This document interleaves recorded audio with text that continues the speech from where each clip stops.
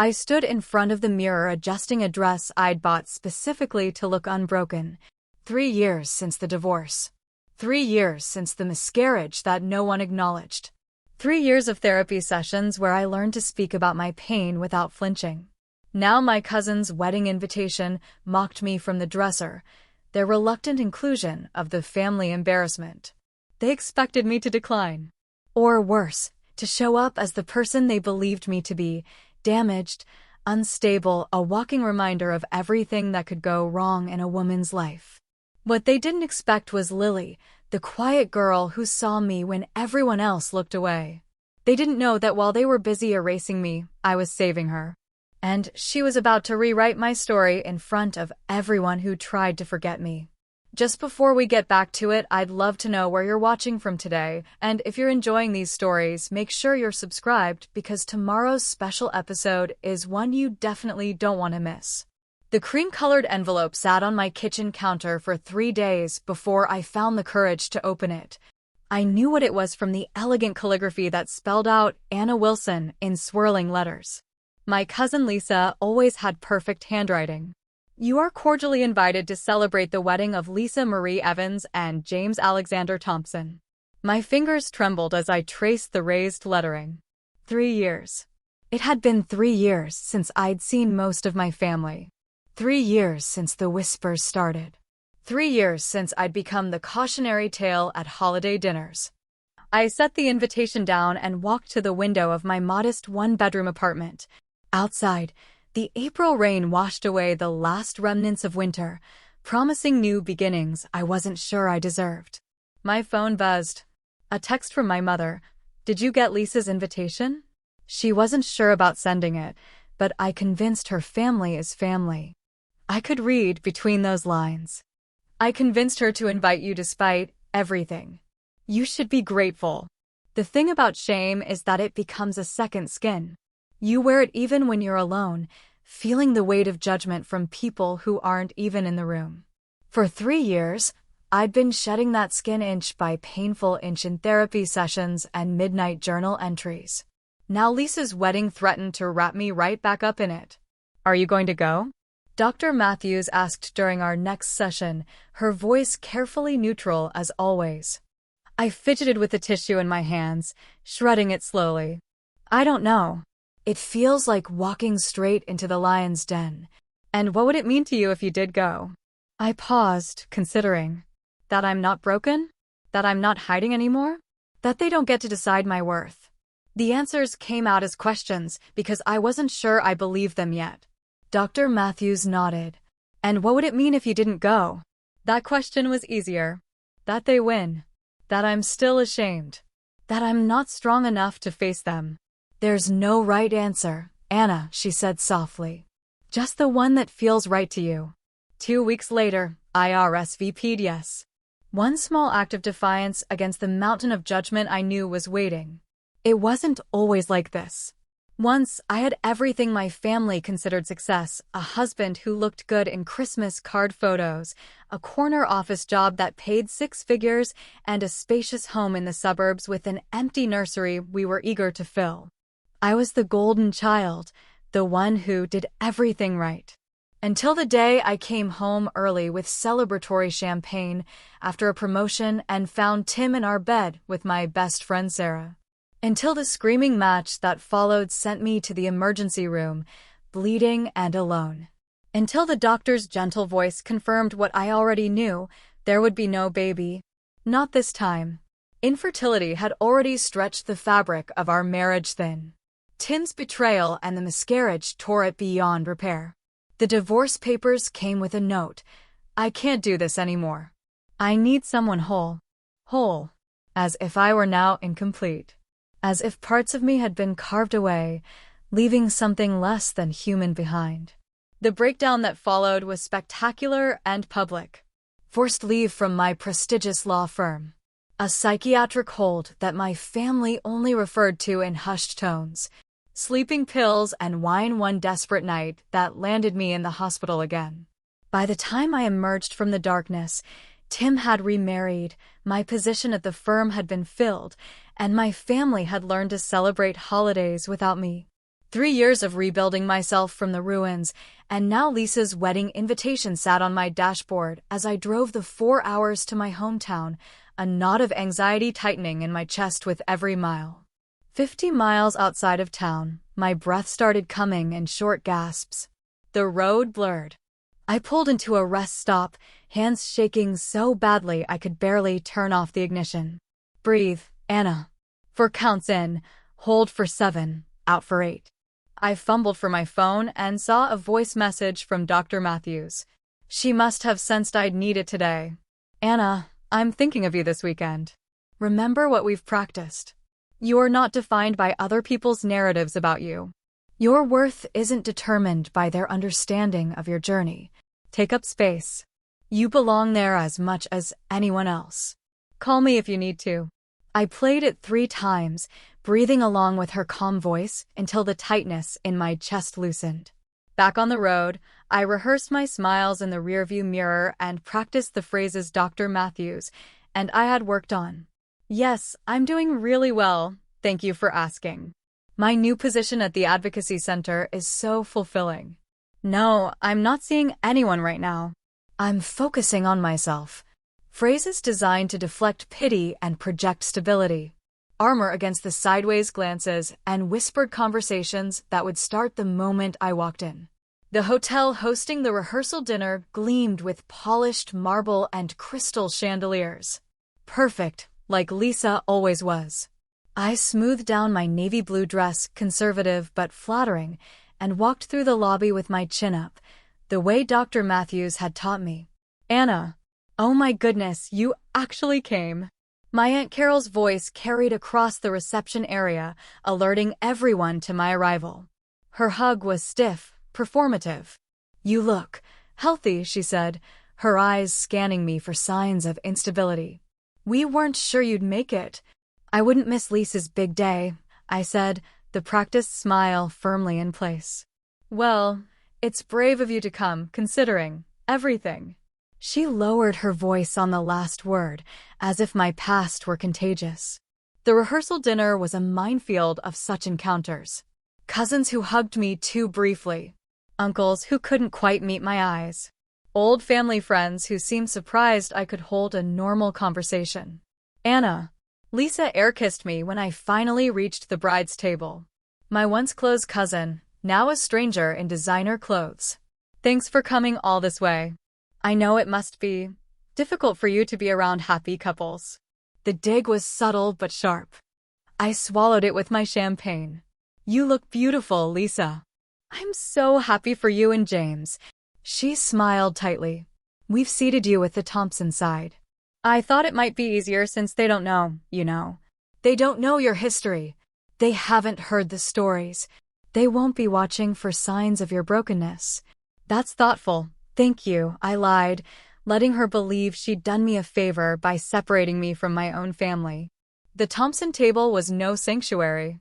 I was seated between James's college roommate and a bridesmaid whose name I immediately forgot. The conversation flowed around me like I was a rock in a stream. So you're Lisa's cousin? The bridesmaid asked, her voice tinged with curiosity. I'm surprised we haven't met before. I've known Lisa for years. I've been away, I said simply.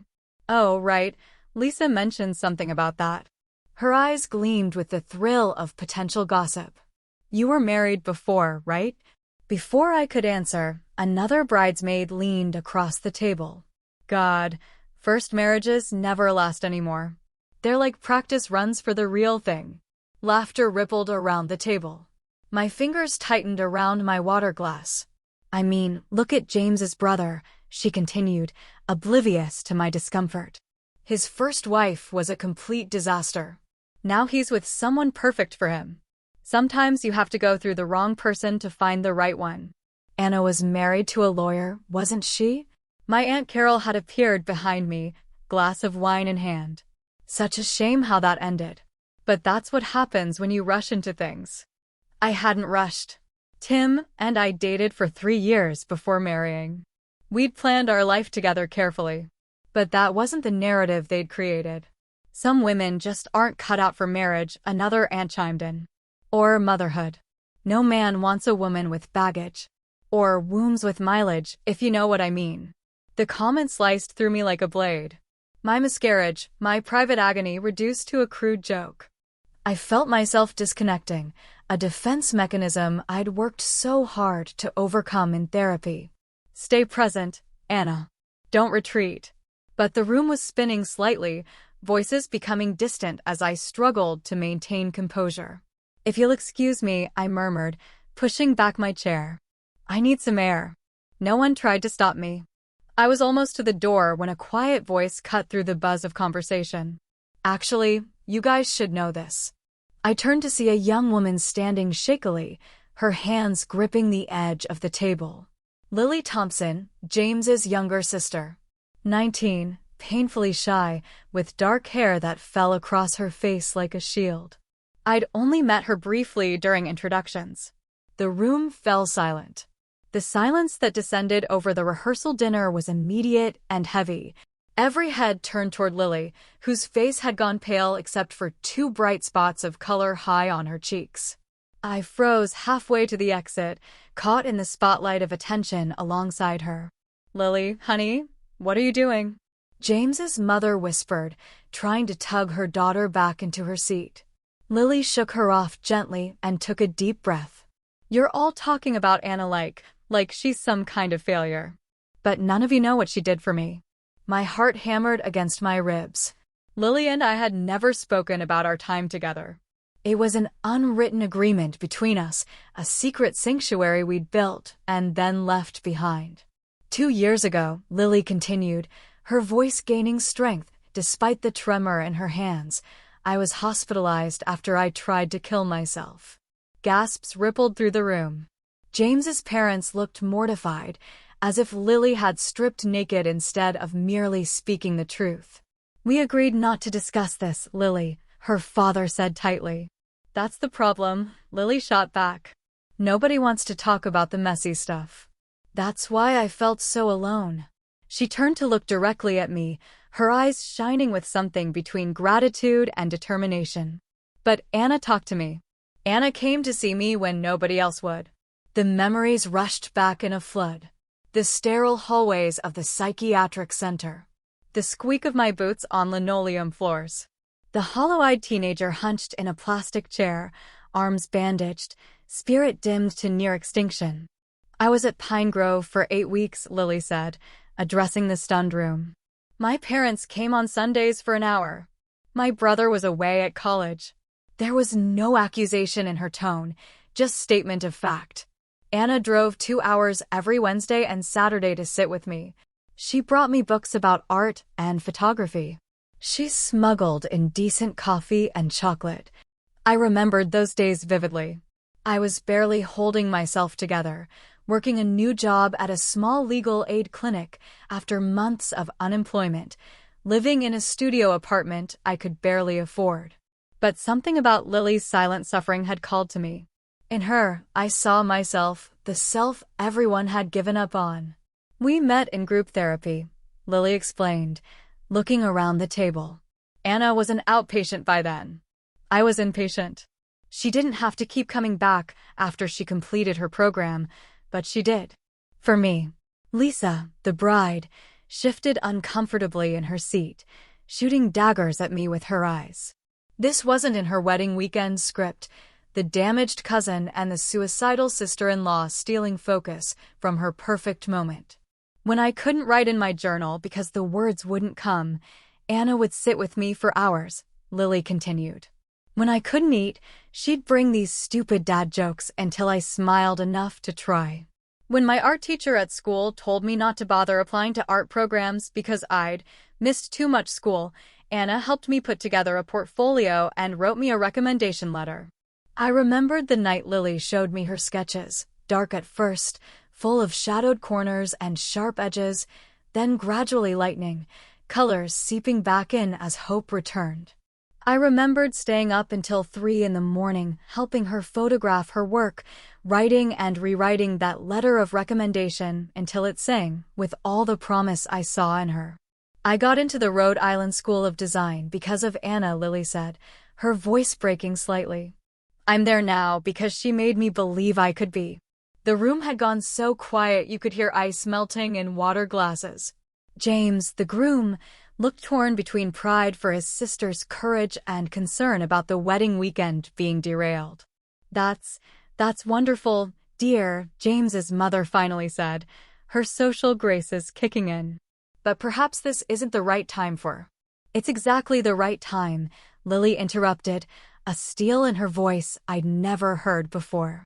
Because you're all sitting here judging Anna when you have no idea what she's been through or who she really is. Lily, James said gently, standing to put his arm around his sister. We all appreciate Anna's kindness to you. But maybe we should get back to celebrating. She didn't just save me, Lily said, shrugging off her brother's attempt to quiet her. She made me believe in myself when nobody else did. And I won't sit here and listen to people talk about her like she's damaged goods when she's the strongest person I know. My Aunt Carol muttered, this is hardly the time or place for such personal disclosures, loud enough for everyone to hear. The tension in the room was unbearable. I could feel Lisa's fury radiating across the space between us. The perfect rehearsal dinner was crumbling, and somehow it would be my fault. It was always my fault.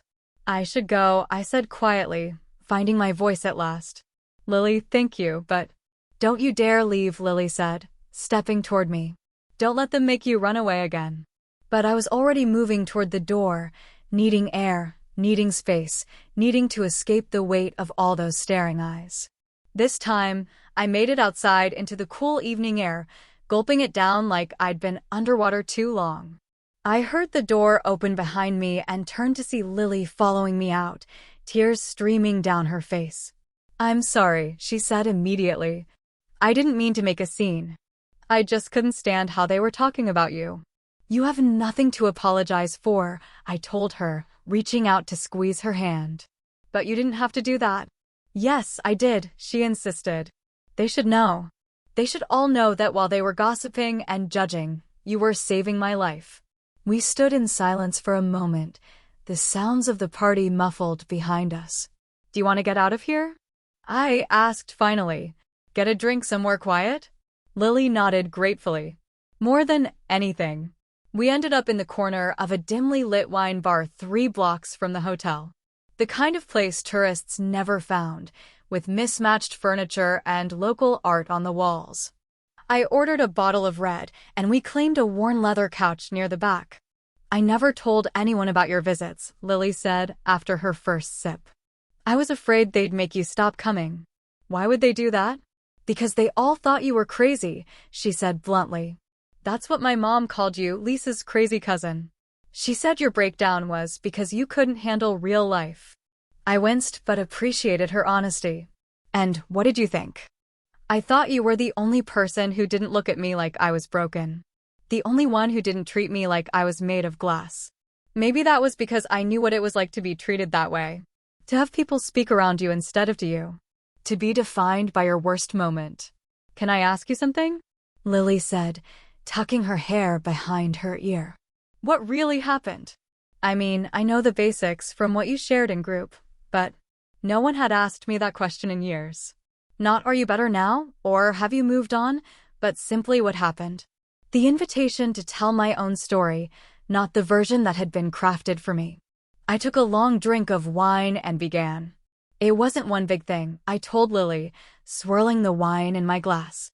It was a series of small fractures until everything finally shattered. The wine bar had grown quieter as the evening stretched on. A server lit a candle on our table, casting soft shadows across Lily's attentive face. Tim and I had been trying for a baby for almost 2 years, I continued. Month after month of disappointment. Tests, specialists, more tests. The word unexplained infertility hanging over us like a curse. I could see it all so clearly, the calendar marked with ovulation days, the prescription bottles lined up on the bathroom counter, the forced optimism that grew more brittle with each passing month. We started arguing about everything. Money, work hours, whose family to visit for holidays. But underneath, it was always about the baby we couldn't have. The family we couldn't create. Lily nodded, her eyes never leaving my face. Unlike the pitying looks I'd grown accustomed to, her gaze held only understanding. I got promoted at the law firm that spring. Partner track, corner office, the whole dream. I left work early to celebrate, bought an expensive bottle of champagne. My throat tightened around the memory. When I got home, I heard noises from upstairs. I thought Tim had come home early too. I took another sip of wine, feeling the familiar burn of humiliation even after all this time. Sarah had been my best friend since college. Maid of honor at our wedding. The person I called when the pregnancy tests were negative month after month. And there she was, in my bed, with my husband. "Oh, Anna," Lily whispered. The worst part wasn't even catching them. It was what came after. I set my glass down, hands suddenly unsteady. Tim said it had been going on for months. That Sarah understood him in ways I didn't. That my obsession with getting pregnant had pushed him away. The argument that followed was apocalyptic. Screaming accusations, years of frustration exploding in our carefully decorated bedroom. Tim left with Sarah. I stayed, destroying wedding photos and sobbing until my throat was raw. That night, I started bleeding. Cramps so bad I couldn't stand. When I finally got to the emergency room, they told me I'd been pregnant. About 6 weeks along. And now I wasn't. I'd never told anyone this part. Not even Dr. Matthews knew the full story. I lost a baby I didn't even know I had. And I was completely alone when it happened. Curled up on my bathroom floor while my husband was with my best friend. Lily reached across the table and took my hand. Her palm was warm against mine. The divorce was ugly. Tim's lawyer painted me as emotionally unstable, obsessed with motherhood to the point of irrationality. Sarah reached out once, to apologize, she said, but really to tell me they were moving in together. That they were meant to be. I laughed humorlessly. I stopped sleeping, stopped eating, started making mistakes at work. The firm gave me a sabbatical that we all knew was really a warning. When I came back, all my major clients had been reassigned. The spiral continued, prescribed sleeping pills that didn't work, wine that did but brought its own problems, increasingly desperate attempts to numb the pain. The night I took too many pills with too much alcohol wasn't exactly a suicide attempt, but it wasn't exactly an accident either. My mother found me. She'd come over after I missed a family dinner. She never let me forget it either. How I'd embarrassed the family. How I'd always been too sensitive. When I was released from the hospital, she looked at me and said, "You're damaged goods now, Anna. No man will want you after this." Lily's grip on my hand tightened. "That's horrible." "That's family," I said with a shrug that didn't quite hide the hurt. After that, the invitations stopped coming. Holidays, birthdays, baby showers. Suddenly I had scheduling conflicts, or the events were keeping it small this year. I was quietly erased. "And that's when you started coming to Pine Grove?" Lily asked. I nodded. "Outpatient program, 3 days a week. That's where I met you." Lily had been the ghost girl, they called her. Barely spoke, barely ate, sat with her sketchbook but never drew. She flinched when people came too close. Her wrists always covered with long sleeves despite the summer heat. "I remember the first time you talked to me," Lily said softly. "Everyone else was doing that forced cheerfulness thing. It gets better. Just think positive.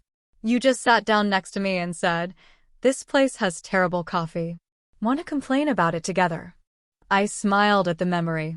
The coffee really was awful. You didn't try to fix me. You just kept showing up. Lily's eyes filled with tears. "Even after you finished your program, you kept coming back.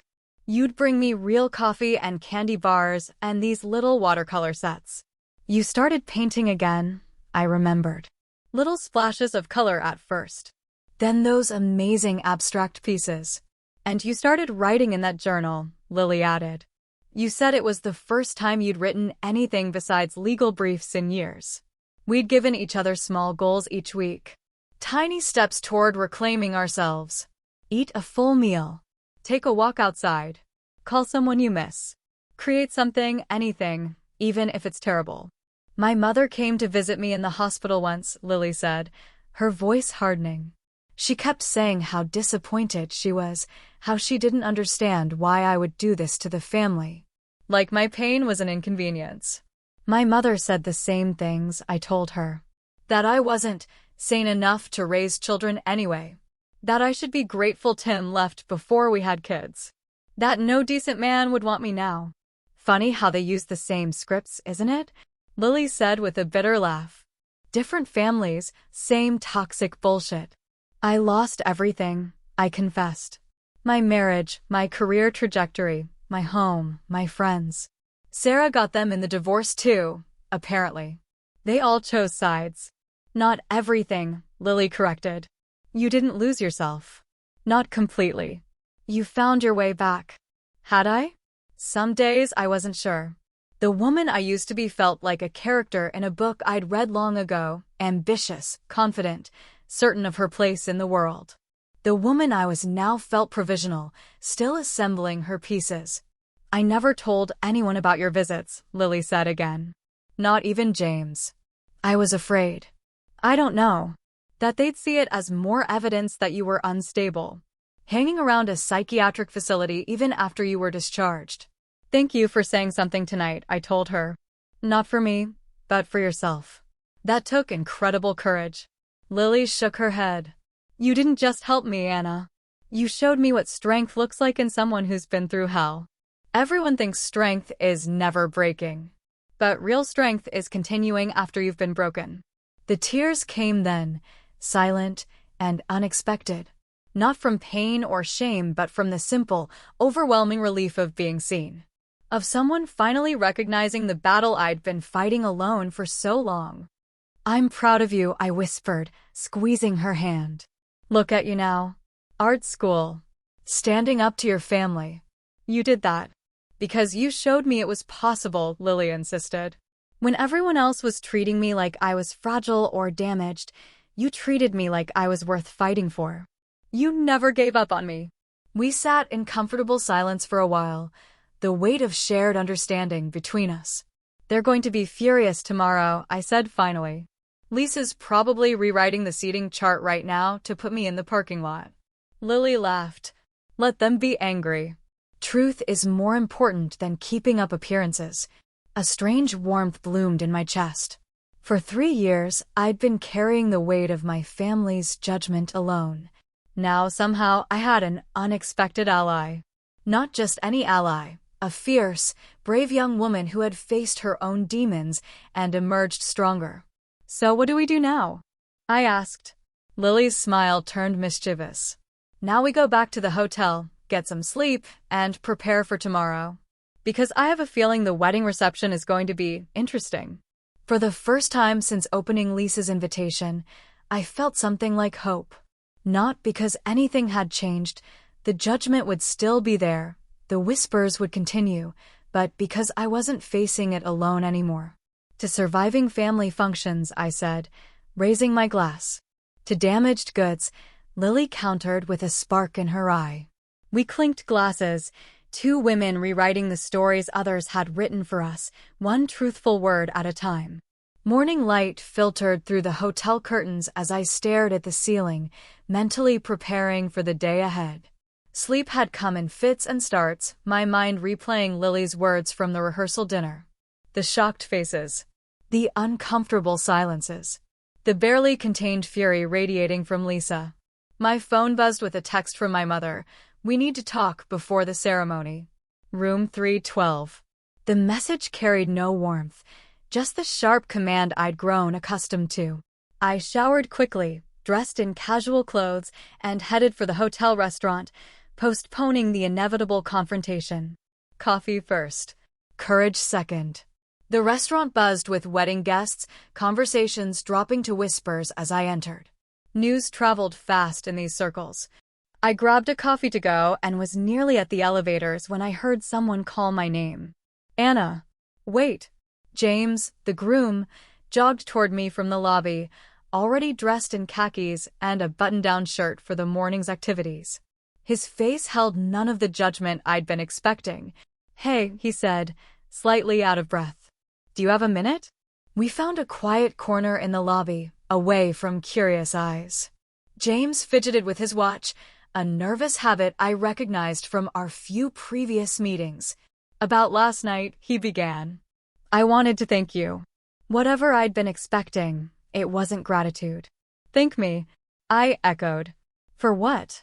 "Disrupting your rehearsal dinner." "For my sister." His voice caught slightly. I had no idea about any of it.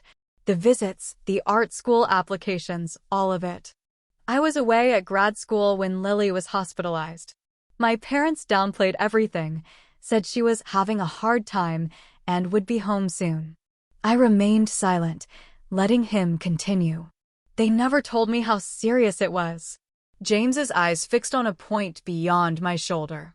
When she came home, everyone just pretended it never happened. Classic Thompson family approach: ignore problems until they go away. Lily needed someone to acknowledge her pain, I said quietly, not dismiss it. "I know that now." James ran a hand through his hair. After dinner, we talked for hours. First time we've really talked in years.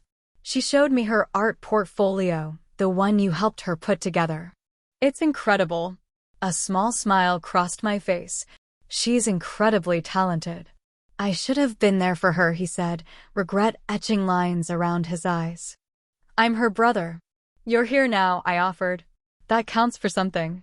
James nodded, then lowered his voice. "Look, Lisa is upset about last night. She thinks you and Lily planned it to take attention away from her. The absurdity of the accusation would have been laughable if it wasn't so painful. We didn't." "I know," he interrupted. "Lily told me everything. I just wanted to warn you that Lisa's on the warpath. She's talking about asking you to leave." "It's her wedding," I said stiffly. "If she wants me gone." "No," James said firmly. "Absolutely not. I've already told her that's not happening. If you go, Lily goes, and if Lily goes, I go. And there's no wedding without the groom." He gave a small, tight smile. "Lisa will come around. She just needs time to realize this weekend isn't actually all about her." Something in his tone made me wonder if this was a recurring issue in their relationship. Before I could respond, the elevator dinged, and my mother stepped out. "There you are," she said, spotting me immediately. "I've been texting you." James squeezed my arm reassuringly before excusing himself. As he walked away, my mother frowned. "What was that about?" "Just wedding day pleasantries," I lied. "You wanted to talk?" She led me to a secluded alcove, her disapproval a tangible force. "What were you thinking, Anna? Creating a scene like that?" "I didn't create anything." Lily spoke up on her own. "After you obviously manipulated her into it," my mother said coldly. "That poor, troubled girl. You always did know how to exploit weakness." The accusation stung worse than I expected. "Is that what you think of me? That I'd use someone's mental health struggles for, what? Attention?" "Wouldn't be the first time," she muttered. "Your breakdown after the divorce was practically a performance." I stepped back, physically recoiling from her words. "My breakdown? You mean when my husband cheated on me with my best friend, I lost a baby I didn't even know I was carrying, and then tried to kill myself?" My voice had risen, and a passing hotel employee glanced our way curiously. "Keep your voice down," my mother hissed. "This is exactly what I'm talking about." Always so dramatic. It's not dramatic to expect basic compassion from your own mother. Her face hardened. "I pulled you out of that bathtub, Anna. I cleaned up your mess. I'm the one who had to tell the family why you weren't at Christmas that year. And you've been punishing me for it ever since," I said quietly. "As if my pain was an inconvenience to you. As if I'd failed you by not being perfect." Something flickered in her eyes, not quite regret, but recognition. For a brief moment, the mask slipped. "I didn't know how to help you," she admitted. "I still don't." It wasn't an apology, but it was the closest thing to honesty we'd shared in years. "You could have tried just loving me," I said softly. "Even broken." She straightened her shoulders, mask firmly back in place. Lisa wants you at the ceremony, but seated in the back. I've convinced her to keep you at the reception table assignments as planned. How generous, I said dryly. Don't make this harder than it needs to be, Anna. She checked her watch. The bride's brunch starts in 20 minutes. I suggest you skip it. After she left, I retreated to my room, collapsing onto the bed. The day stretched before me, hours to fill before the afternoon ceremony. I pulled out my phone to text Dr. Matthews, then thought better of it. I needed to find my own strength today. A soft knock at my door startled me. When I opened it, Lily stood there with 2 coffee cups and a paper bag. Thought you might be hungry, she said, slipping past me into the room. The official brunch is a nightmare anyway. All tiny quiches and passive-aggressive compliments. I laughed to spite myself. You're supposed to be with the bridal party. I've been excused from my bridesmaid duties this morning, she said, rolling her eyes. Something about needing space to collect myself before the ceremony. Whatever that means. It means Lisa's punishing you. Worth it, Lily said firmly, pulling chocolate croissants from the bag. Besides, James is on our side. He told Lisa he's not speaking to our parents until they apologize to me for how they handled everything. We ate in comfortable silence, contemplating the day ahead. I overheard something interesting in the elevator, Lily said suddenly. 2 of Lisa's aunts, I think they're your aunts too, were gossiping about Lisa and James. I raised an eyebrow. Oh! Apparently, Lily lowered her voice conspiratorially. James cheated on Lisa about a year ago. With his research assistant. Lisa forgave him, but only after he bought her that massive engagement ring. The irony wasn't lost on me. That's why she hates me, I said slowly. I'm a walking reminder of what could happen to her. The woman whose husband left. The perfect couple isn't so perfect after all, Lily mused. No one is, I replied. Some people just hide the cracks better than others. The wedding ceremony passed in a blur of white tulle and string quartet music. Lisa was radiant, of course. James looked genuinely happy, catching my eye briefly as he walked back down the aisle with his new wife. I sat in the last row as instructed, Lily sneaking glances at me from her place in the bridal party. It was strange, being back in this world of matching napkins and floral arrangements, of cousins I'd grown up with but now barely recognized. The last wedding I'd attended had been my own, 8 years earlier. I'd been so certain then, so blissfully unaware of how quickly happiness could shatter. The cocktail hour before the reception found me alone on the venue's terrace, watching the sunset cast golden light across manicured gardens. A server passed with champagne, and I took a glass, sipping slowly. Mind if I join you? The voice belonged to a man I vaguely recognized from the ceremony, one of James's groomsmen, tall with silver-streaked dark hair and kind eyes. Free country, I said with a shrug, immediately regretting my standoffishness. He didn't seem deterred. I'm Jack, James's uncle. You must be Anna. My reputation precedes me, I said dryly. Only because Lily hasn't stopped talking about you. His smile was warm, genuine. She says you're the reason she's at RISD now instead of, well, somewhere much worse. I shifted uncomfortably and used to praise. She did all the hard work herself. Sometimes the hardest work is believing you're capable of doing the work at all, Jack said thoughtfully. At least, that's what my therapist tells me. I looked at him with new interest. You're in therapy? For years and counting. He raised his glass in a small toast. Best decision I ever made after my divorce.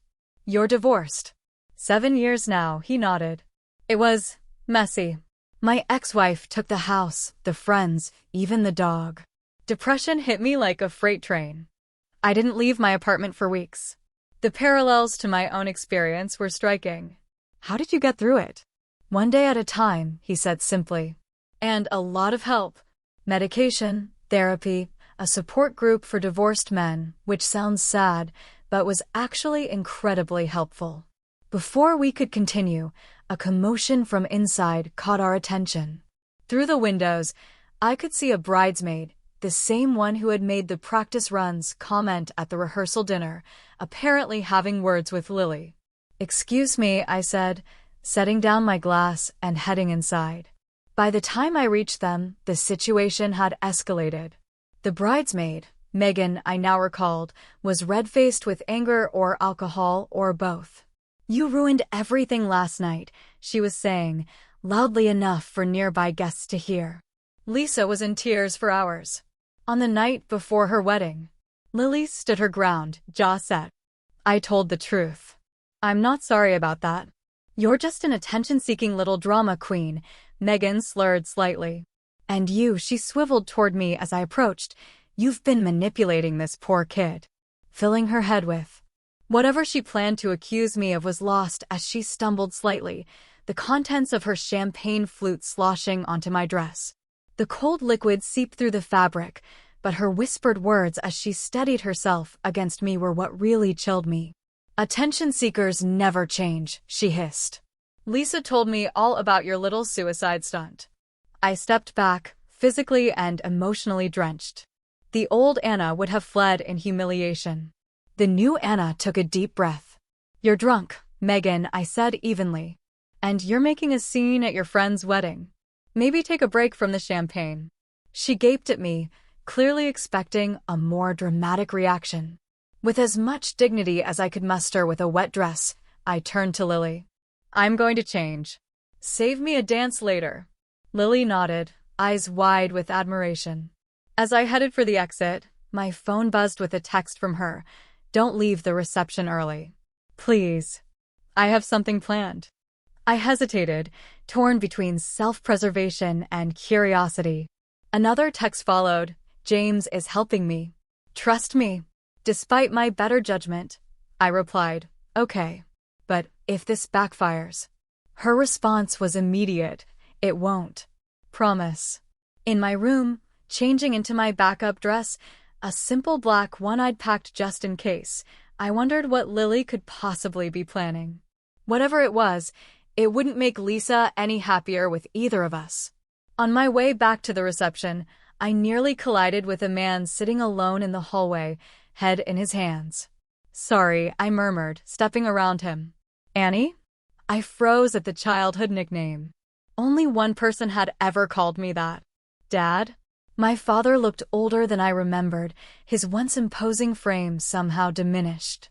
He patted the bench beside him, and after a moment's hesitation, I sat. "You look like your mother in that dress," he said quietly. She wore black to my father's funeral. Always was striking in dark colors. The observation was so unexpected, so normal, that I didn't know how to respond. "I'm sorry I haven't called," he said after a lengthy silence. "I kept meaning to, but what?" I didn't know what to say. His hands twisted together in his lap, my own nervous habit, inherited from him. "When you were in the hospital, I couldn't bear to see you like that. It reminded me too much of myself." I turned to face him fully. "What do you mean?" He sighed heavily. "Depression runs in my family, Annie. My father had it. I've had it most of my life. When you were diagnosed, I felt responsible. You never told me," I said, pieces of my childhood rearranging themselves in this new light. "The days my father spent in bed with migraines, the mood swings, the periods of withdrawal. Men of my generation weren't supposed to talk about such things," he said simply. "We were taught to push through, to never show weakness. When you broke down, your mother blamed me. Said my melancholy tendencies had poisoned you somehow." "That's ridiculous," I protested. "Depression isn't contagious." "No, but it can be inherited." He met my eyes directly. "I should have warned you, prepared you. Instead, I abandoned you when you needed me most. Just like my father did to me." The admission hung between us, fragile and profound. Not quite healing, but perhaps the beginning of understanding. "It's not too late," I said finally, "to break that pattern." He nodded slowly, thoughtfully. "No, I suppose it isn't." As the reception hall came into view, filled with light and music, my father offered his arm. Together, we walked back into the celebration, Two imperfect people taking one small step toward reconciliation. The reception was in full swing when we entered. Crystal chandeliers cast a warm glow over elegantly set tables. A live band played softly from a corner stage. Everything perfect, as Lisa had undoubtedly planned for months. My assigned table was near the back, populated mostly by James's distant relatives who regarded me with polite curiosity but no recognition. My father had been seated elsewhere with my mother and aunts, but he squeezed my shoulder reassuringly before departing. I watched the festivities unfold like a play I was no longer part of. The first dance, the cake cutting, the obligatory toasts from the best man and maid of honor. Through it all, Lily kept catching my eye from the head table, her expression a mixture of nervous anticipation and determination. As dinner plates were being cleared, James approached the microphone, champagne in hand. The traditional groom speech, I assumed, settling back in my chair. But after thanking the guests for coming, James veered off script. Before we open the dance floor, there's someone else who would like to say a few words. He gestured toward Lily, who rose tentatively. My sister has something special to share with us tonight. The room grew quiet as Lily took the microphone, her hands visibly trembling. She looked different tonight, stronger, more present, her eyes clear and focused. She wore a simple blue bridesmaid's dress, but somehow seemed to stand apart from the rest of the bridal party. Hi, everyone, she began softly. For those of you who don't know me, I'm Lily, James's little sister. A murmur of indulgent chuckles rippled through the crowd. The shy sister, the afterthought, allowed a moment in the spotlight before the real festivities continued. Most of you are expecting a cute toast about growing up with James or embarrassing stories about him as a teenager, Lily continued. But I want to talk about something else tonight. Someone else. Her eyes found mine across the room, and my stomach dropped. Not again. Not here, surrounded by hundreds of guests. I gave a tiny shake of my head, but Lily's resolve didn't waver. 2 years ago, I tried to end my life, she said clearly. The room went completely still. Champagne flutes hovered midair. Whispered conversations died. At the head table, Lisa's face drained of color.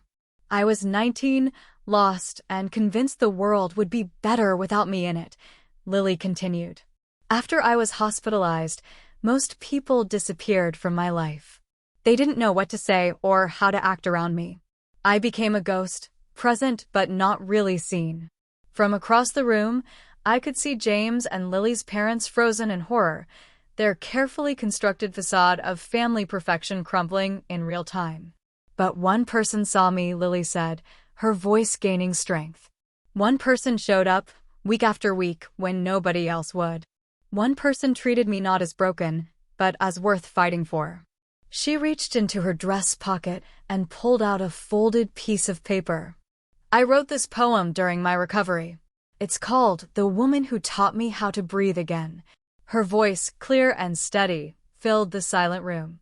They called her damaged goods. Those who never saw her fight. They whispered broken, lost, unstable.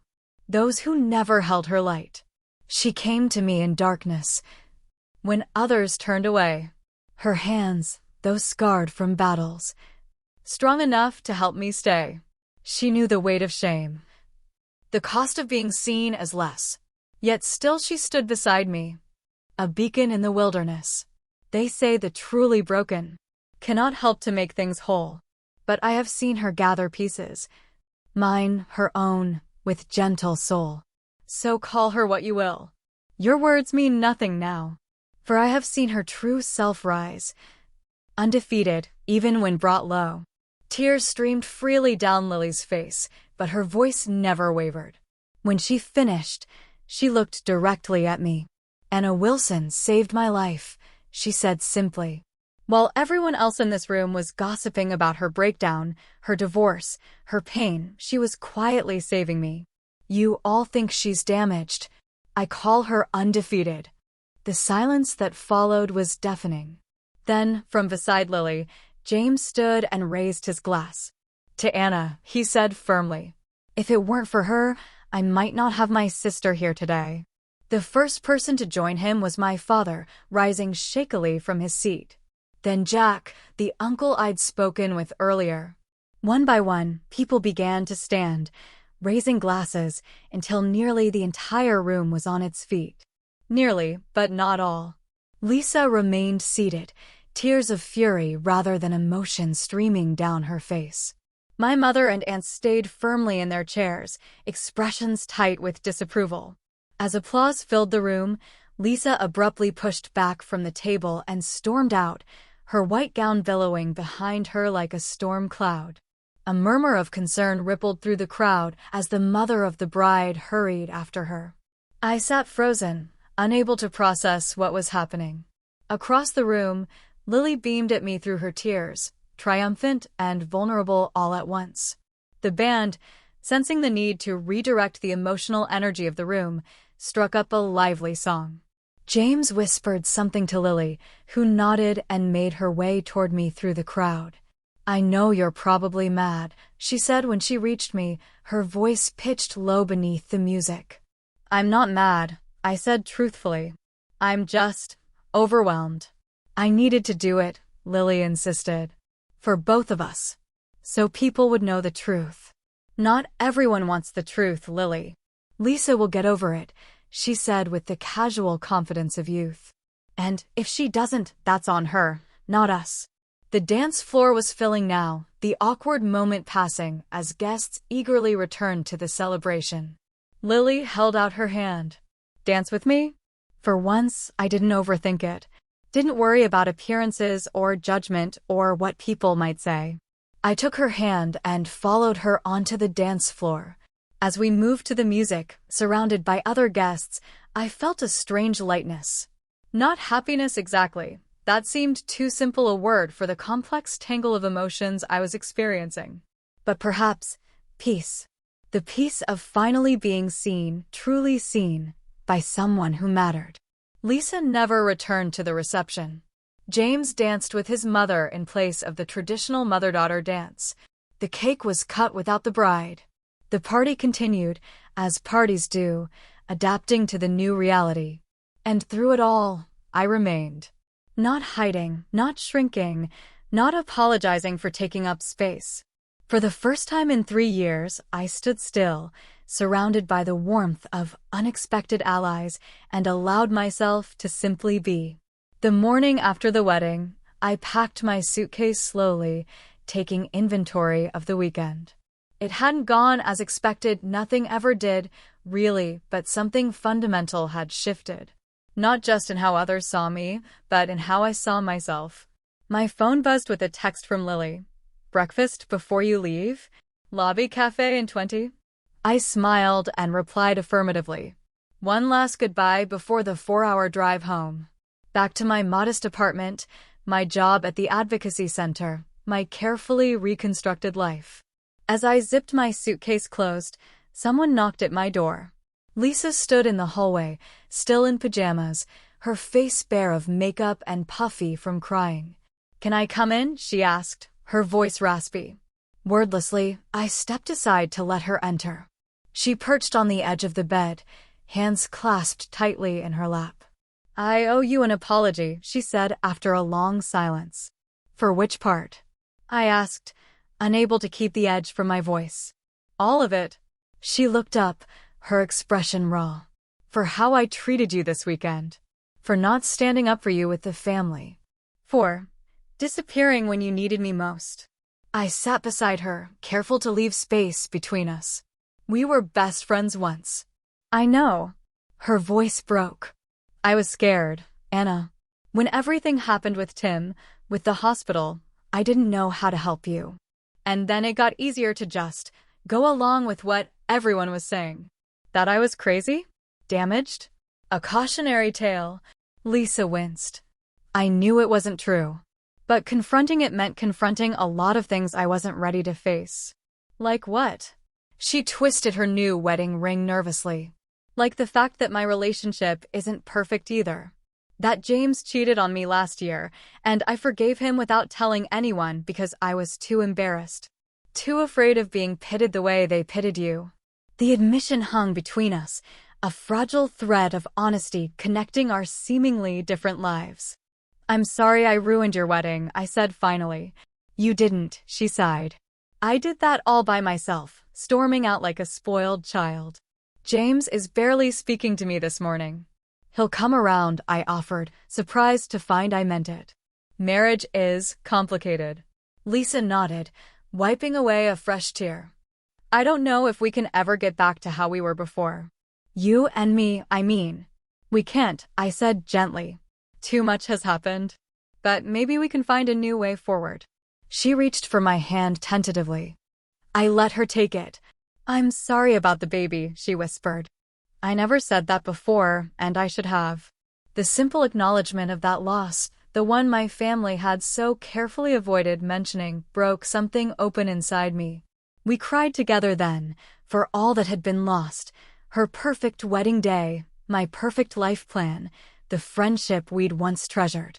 When Lily texted again wondering where I was, I invited Lisa to join us. The three of us sat in the hotel cafe, an unlikely trio finding common ground in imperfection. The drive home felt different somehow. The same roads, the same car, but a lightness I hadn't felt in years. I played music loudly, singing along without caring who might see me at stoplights. When I finally unlocked my apartment door, I was greeted by the familiar space I'd carefully built after losing everything. It was small but mine, filled with books and plants and second-hand furniture chosen piece by piece as I could afford it. I unpacked methodically, putting away clothes and toiletries. At the bottom of my suitcase, I found a small wrapped package with Lily's handwriting, "Open when you're home." Inside was a tiny watercolor painting of a phoenix, vibrant reds and golds against a dark background. The note read simply, "Undefeated." I hung it immediately on the wall above my desk, then noticed the box I'd pushed to the back of my closet months ago. The last of my old life photo albums, wedding mementos, the tiny yellow onesie I'd bought when we first started trying for a baby. For the first time, I pulled it out without dread. The wedding photos still stung, but differently now, like an old injury that aches before rain rather than a fresh wound. I traced the faces of friends who had disappeared from my life, the venue we'd saved for months to afford, the dress I'd felt beautiful in. I turned the pages slowly until I reached the small envelope containing the ultrasound from the baby I'd lost. Just a tiny smudge, really, barely recognizable as human. I'd never allowed myself to fully grieve, too caught up in the spiral of losing everything at once. "I'm sorry," I whispered to the image. "I would have loved you so much." The tears came then, not the desperate sobs of before, but a gentler release. Clean tears, healing tears. I cried not just for the baby, but for the marriage that had failed, the career that had derailed, the family that had turned away when I needed them most. And when the tears finally stopped, I carefully placed the ultrasound back in its envelope, put the photo album on my bookshelf instead of hidden in a box, and opened my laptop. A new email notification caught my attention, from Lily. Subject line: "You have to see this." Her art had been accepted for a student showcase at RISD. The attachment showed her standing proudly beside a series of abstract paintings, including a larger version of the phoenix she'd given me. "I couldn't have done this without you," she'd written. "You're the first person I wanted to tell." I wrote back immediately, full of praise and pride. As I hit send, a notification pinged on my phone, a reminder for tomorrow's therapy appointment. For the first time, I found myself looking forward to it, eager to tell Dr. Matthews about the weekend, about Lily's speech, about the small steps toward reconciliation with my family. The next afternoon, after my session, I stopped by the community center where I'd started volunteering recently. The director had asked if I'd consider leading a support group for women going through divorce and life transitions. "I'm not a therapist," I'd protested when she first suggested it. "No," she'd agreed. "You're something just as valuable.